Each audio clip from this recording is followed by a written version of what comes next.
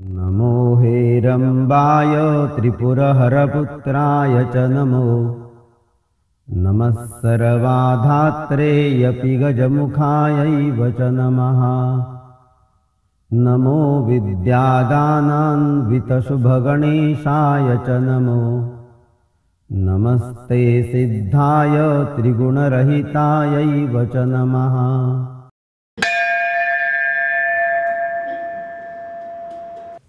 नमस्कार।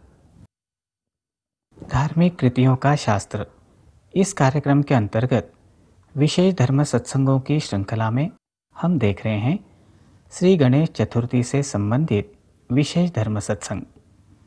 इसमें हम देख रहे हैं श्री गणेश जी की महत्वपूर्ण आध्यात्मिक जानकारी।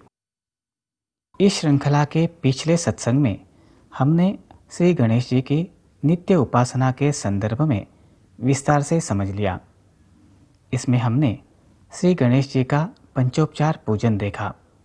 साथ ही हमने देखी श्री गणेश उपासना में उपयोग में लाई जाने वाली वस्तुएं। श्री गणेश जी के कुछ विशेषताओं के अंतर्गत हमने प्रत्येक शुभ कार्य में श्री गणेश जी का प्रथम पूजनीय होना, श्री गणेश जी द्वारा मनुष्य की नाद भाषा को समझकर देवताओं की प्रकाश भाषा में उसका रूपांतर करना, श्री गणेश जी द्वारा अनिष्ट शक्तियों के कारण होने वाले कष्ट का निवारण करना, ये विषय बिंदु समझ लिए। श्री गणेश जी से संबंधित चतुर्थी तिथि के विषय में भी हमने जानकारी प्राप्त की। आइए इस सत्संग में हम समझ लेते हैं भाद्रपद शुक्ल चतुर्थी को किया जाने वाला श्री गणेश चतुर्थी व्रत। श्री गणेश सुख करता है। ब्रह्मांड के अनिष्ट शक्तियों का नाश करने की क्षमता उनमें है। इसी कारण वे दुख हरता भी हैं। उनकी कृपा से सभी संदेह नष्ट होते हैं। उनकी कृपा से व्यक्ति की बुद्धि स्थिर और चित्त शांत रहता है। ऐसे मंगल मूर्ति श्री गणेश जी का यह व्रत श्रद्धा भाव से अनेक भक्त करते हैं। श्री गणेश चतुर्थी के दिन रखे जाने वाले इस व्रत को सिद्धि विनायक व्रत के नाम से भी जानते हैं। इस व्रत के बारे में विस्तार से समझने से पूर्व हमें समझना होगा कि परिवार में यह व्रत किसे रखना चाहिए। आइए समझ लेते हैं। श्री गणेश चतुर्थी व्रत के अधिकारी। श्री गणेश चतुर्थी का व्रत परिवार के सभी सदस्यों को करना चाहिए। इस दिन श्री गणेश की नई मूर्ति लाकर पूजन किया जाता है। सभी भाई एक साथ रहते हों, सभी का द्रव्य कोष अर्थात संपत्ति एवं चूल्हा एकत्रित हो तो पूरे परिवार को मिलकर एक ही मूर्ति का पूजन करना योग्य है। परंतु सबके द्रव्य कोष और चूल्हे किसी कारणवश अलग अलग हो तो उन्हें अपने अपने घरों में स्वतंत्र रूप से श्री गणेश जी का व्रत रखना चाहिए। आज अधिकांश परिवार विभक्त होने के कारण श्री गणेश चतुर्थी व्रत अधिकतर स्वतंत्र रूप से ही मनाया जाता है।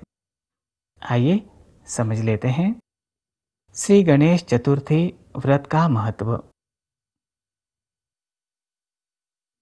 आषाढ़ महीने की पूर्णिमा से कार्तिकी पूर्णिमा तक के अर्थात चातुर्मास के काल में विनाशकारक तम प्रधान यम तरंगे पृथ्वी पर अधिक मात्रा में आती हैं।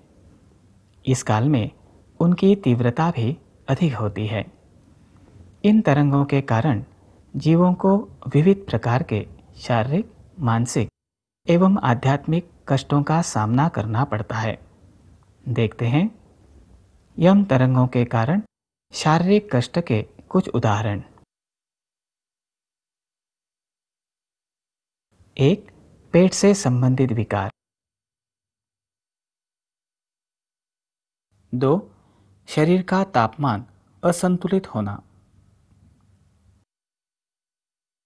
यम तरंगों के कारण मानसिक कष्ट के उदाहरण है एक, आलस्य बढ़ना। 2, मन अस्वस्थ हो जाना। यम तरंगों के कारण आध्यात्मिक कष्ट के उदाहरण हैं। एक, अनिष्ट शक्तियों के आक्रमण बढ़ना। 2, मन एवं बुद्धि पर काला आवरण आना इत्यादि। इसी काल में अर्थात भाद्रपद शुक्ल चतुर्थी से अनंत चतुर्दशी तक के काल में श्री गणेश जी की तत्व तरंगे पृथ्वी पर अधिक मात्रा में आती हैं, जिनसे यम तरंगों की तीव्रता को घटाने में सहायता मिलती है। हमने पिछले सत्संग में देखा कि प्रत्येक महीने की चतुर्थी के दिन गणेश तत्व 100 गुना अधिक कार्यरत रहता है। मात्र भाद्रपद मास में आने वाली श्री गणेश चतुर्थी के 1.5 दिन के काल में नित्य की अपेक्षा गणेश तत्व 1 सहस्र गुना अधिक मात्रा में पृथ्वी पर आता है। इस काल में की गई श्री गणेशोपासना से श्री गणेश तत्व का अत्यधिक लाभ होता है। अधिकांश लोगों के पूजा घर में गणपति की मूर्ति होती है। ऐसा होते हुए भी श्री गणेश चतुर्थी के दिन नई मूर्ति क्यों लाई जाती है? इस प्रकार का प्रश्न मन में आना स्वाभाविक है। समझ लेते हैं। श्री गणेश चतुर्थी के दिन पूजन के लिए नई मूर्ति का प्रयोजन। पूजा घर में श्री गणेश जी की मूर्ति होते हुए भी श्री गणेश चतुर्थी के समय नई मूर्ति लाने एवं व्रत समाप्ति के उपरांत उसे विसर्जित करने के 2 प्रमुख कारण हैं।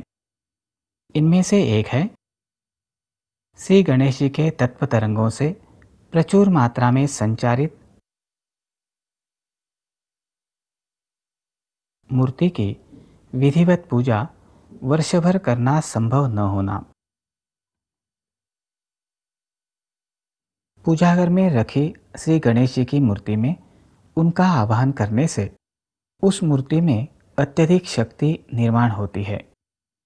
श्री गणेश जी के तत्व तरंगों से संचारित मूर्ति की पूरे वर्ष उत्साहपूर्वक एवं विधिवत पूजा अर्चना करना सबके लिए संभव नहीं होता, क्योंकि उसके लिए कर्मकांड की शुचिर्भूतता अर्थात शुद्धता, पवित्रता, शौच अशौच इत्यादि कड़े बंधनों का पालन करना पड़ता है।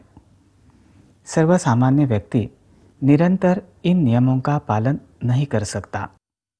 दूसरा कारण है सामान्य व्यक्ति का श्री गणेश जी के तत्व तरंगों को अधिक समय तक न सह पाना। श्री गणेश जी की तत्व तरंगों में सत्व, रज एवं तम का अनुपात 5-5-5 होता है, तो सामान्य व्यक्ति में सत्व, रज एवं तम का अनुपात 1-3-5 होता है। इस कारण सामान्य व्यक्ति के लिए श्री गणेश जी के तत्व तरंगों को अधिक समय तक सह पाना संभव नहीं होता, उसे कष्ट भी हो सकता है। इन्हीं कारणों से श्री गणेश चतुर्थी के दिन श्री गणेश जी के तत्व तरंगों के आवाहन के लिए नई मूर्ति उपयोग में लाई जाती है एवं उसे विसर्जित किया जाता है। श्री गणेश चतुर्थी के दिन श्री गणेश जी की नई मूर्ति लाने संबंधी कारण तो हमने समझ लिए। अब समझ लेते हैं श्री गणेश चतुर्थी के दिन पूजन योग्य मूर्ति के बारे में।